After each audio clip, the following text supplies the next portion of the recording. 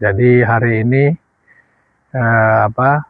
kita buat kajian tarekat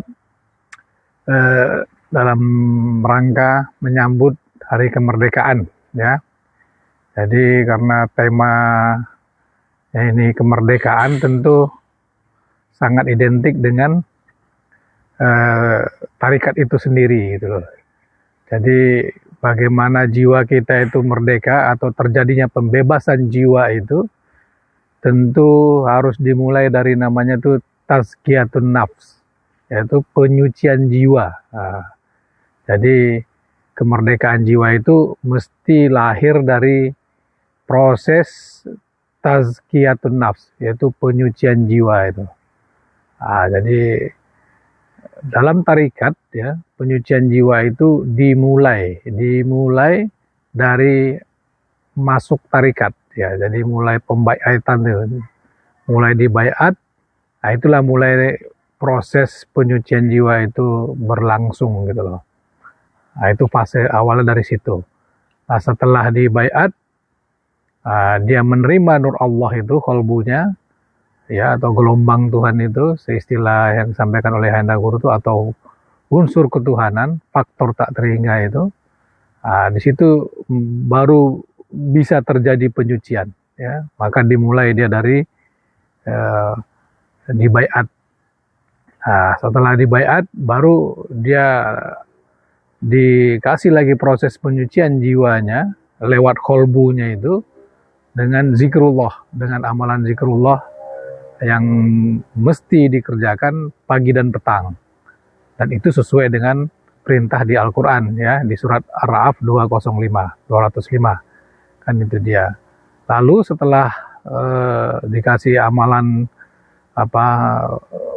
berzikrullah itu, lanjut lagi, dia akan terus rutin melaksanakan namanya tawajuh, ya.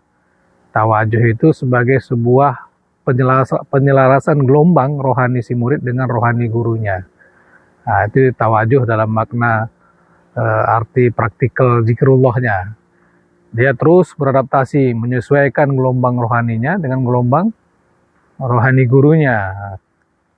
Setelah itu lanjut terus proses penyucian jiwa itu masuk ke ranah suluk namanya. Suluk ini perjalanan rohani, ya.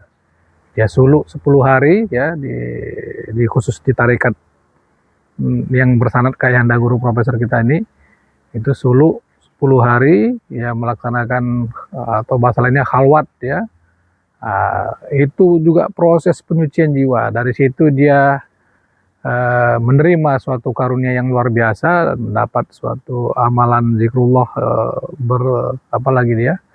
berkembang, dia dapat amalan lataif, zikir lataif namanya. Zikir lataif inilah lebih spesifik proses macam mana jiwa itu disucikan, ya, nafsnya itu disucikan. Jadi ada pelosok nafs dalam diri kita ini disucikan, dibersihkan semuanya. Nah, maka kalimatnya itu disucikan, bukan mensucikan. Diksinya itu disucikan. Nah, disucikan itu artinya ada campur tangan dari dimensi yang lebih tinggi, ya, yaitu nur Allah itu sendiri. Kalau bahasa teologinya, ya, Allah yang mensucikan jiwa kita. Tapi bahasa praktikal, ya, bahasa teknisnya, yaitu nur Allah itu, ya, gelombang Tuhan itu, unsur ketuhanan itulah yang mampu mensucikan kolbu kita atau nafs kita itu. Nah, jadi penyucian jiwa itu dalam tarikat ini, yang dalam sanad Hayanda Guru Profesor kita ini, itu hanya terjadi dari dimensi yang lebih tinggi. Mesti ada intervensi dari dimensi yang lebih tinggi, yaitu nur Allah itu sendiri, yaitu gelombang Tuhan itu, atau kalimah Allah itu sendiri, atau nurun ala nurin itu sendiri, kan itu dia, kan. Nah, baru terjadi proses penyucian itu. Tidak hanya dari kemampuan kita ini kan terbatas, kan itu dia. Tapi jihadnya, ya, kita yang berjuang, kita yang berjihad, berzikir, mujahadah, riyadahnya. Tapi itu terjadi proses penyucian itu, saya ulangi lagi, dari dimensi yang lebih tinggi itu. Maka di surat Ali Imran ayat 164, silakan nanti dibaca, ya, itu ada namanya diutus seorang rasul untuk mensucikan jiwa mereka, membacakan kitab-kitab mereka, kan itu dia. Nah, jadi ada ada campur tangan dari guru rohani itu. Nah, itu dia kan. Ya wali Allah itu ada campur tangan dari situ. Nah, karena dia yang membawa nur Allah itu dalam rohaninya. Nah, nur Allah ini yang bisa, yang mampu mensucikan jiwa manusia, kan itu dia. Nah, baru berlanjut lagi setelah tadi suluk itu, berlanjut dia ke ubudiyah namanya. Nah, ubudiyah ini melatih menghambakan diri, melatih menolkan ya. Zikrullah itu pun melatih menolkan juga. Jadi saling terkait semua itu. Nah, ubudiyah ini konteksnya dalam berguru. Nah, di tarekat itu sangat identik berguru karena dia punya guru, harus wajib punya guru, kan gitu dia kan. Guru rohani dalam hal ini kan itu dia. Nah, baru nanti dia terjadilah pembimbingan dari si guru itu. Ya, terjadi proses belajar mengajar, terjadi banyak ujian yang dikasih oleh si guru itu, yang kadang-kadang itu tak masuk akal, yang melampaui logika.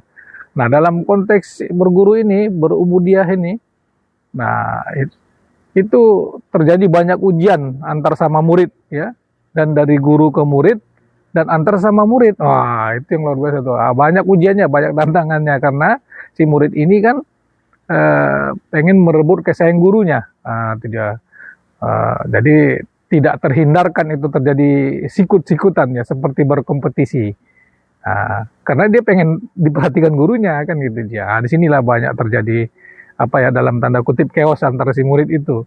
Belum lagi dia disuruh, diperintah gurunya melakukan ini, kerjakan ini, kerjakan ini, kerjakan ini. Kan banyak PR itu.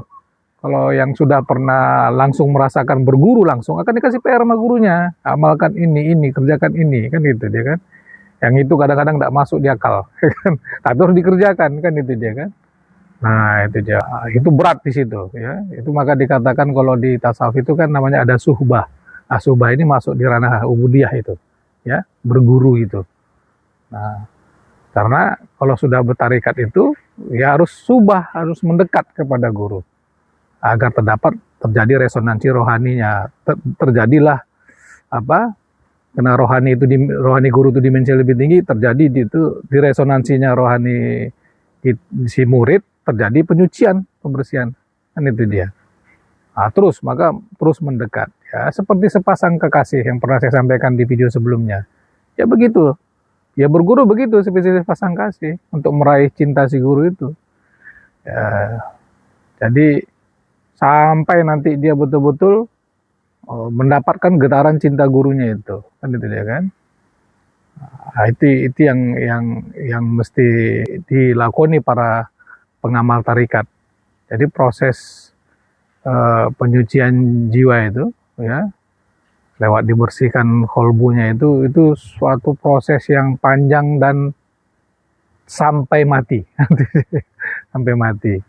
Nah, jadi kalau sudah nanti disucikan jiwa itu, barulah terjadi namanya pembebasan jiwa.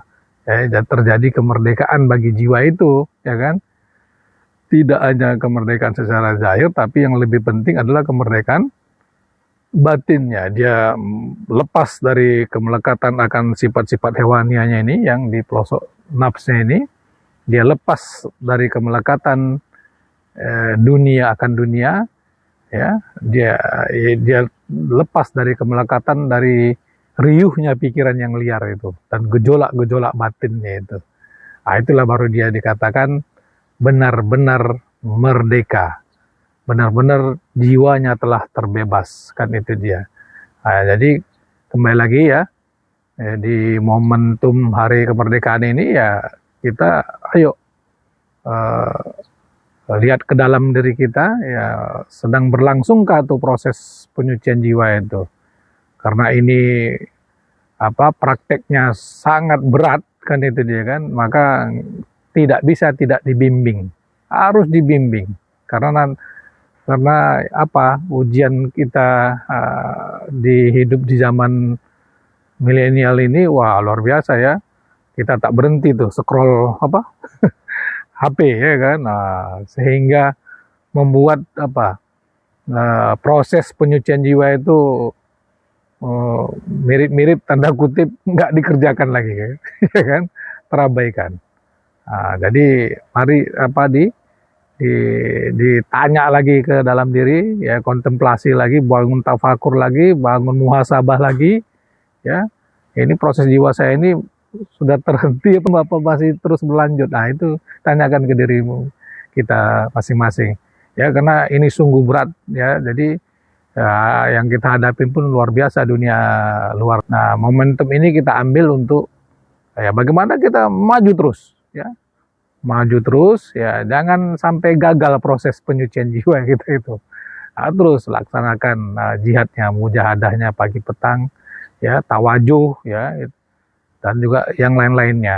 Jadi mesti itu jadi concern kita pengamal tarekat agar jiwa kita merdeka, agar jiwa kita bebas. Tentu kemerdekaan jiwa itu dimulai dari penyucian jiwa, disucikan ya, bukan mensucikan, disucikan ya.